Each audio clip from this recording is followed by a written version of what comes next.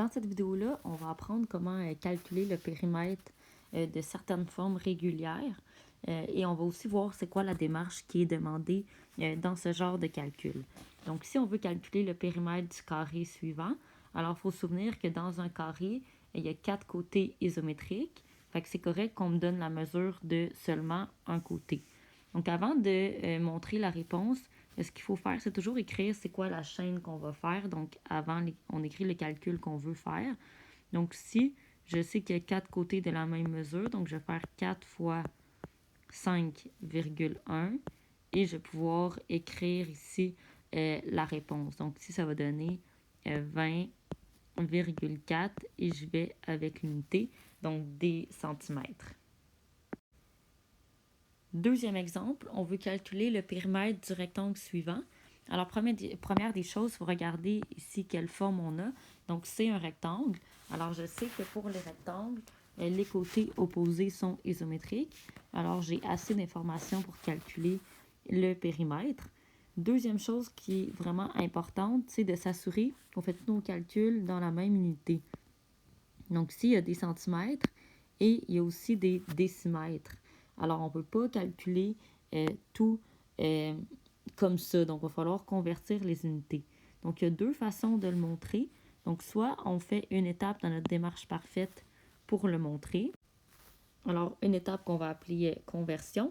Alors ici, j'ai le choix entre les décimètres et les centimètres. Donc, moi, je vais décider de calculer en centimètres. Alors, il va falloir que j'écrive que 0,18 décimètres. Bien, il va falloir que j'écrive, ça correspond à combien de centimètres. Donc, dans mon brouillon, moi, je vais souvent écrire ma liste des unités, mais juste de la partie que j'ai besoin. Fait que, disons, mètres, décimètres, centimètres. Je n'ai pas besoin d'écrire le reste.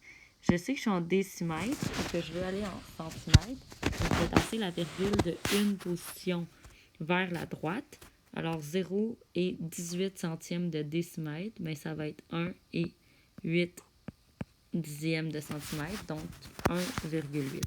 Fait que soit on fait une étape comme ça, soit quand on te donne un dessin, tu peux aller l'écrire directement sur le dessin, mais quelque part dans ta démarche, il faut qu'on voit l'équivalence. Deuxièmement, ça va être le calcul du périmètre. Donc, il ne faut pas oublier d'écrire la chaîne qu'on fait. Donc, ici, il y a plusieurs possibilités. Donc, disons, moi, je pourrais dire que je vais faire 2 fois 1,2 plus 1,8. Et quand je fais une chaîne, ben, je vais ensuite PEMDAS. On se souvient que le point, c'est comme une multiplication. Donc, 2 fois ici 1,2 plus 1,8, ça donne 3. Et puis 2 fois 3, mais ça fait 6. Puis là, je réponds avec la bonne unité, donc celle que j'ai choisie. Donc, si on récapitule, deux choses vraiment importantes. Donc, premièrement, regarder c'est quoi la figure pour avoir en tête les propriétés ici pour ce qui est des mesures de côté. Puis deuxièmement, s'assurer que toutes nos mesures sont toujours dans la même unité. Puis c'est important aussi de toujours écrire la chaîne, donc de ne pas écrire directement la réponse qui est de 6, donc de vraiment montrer les étapes.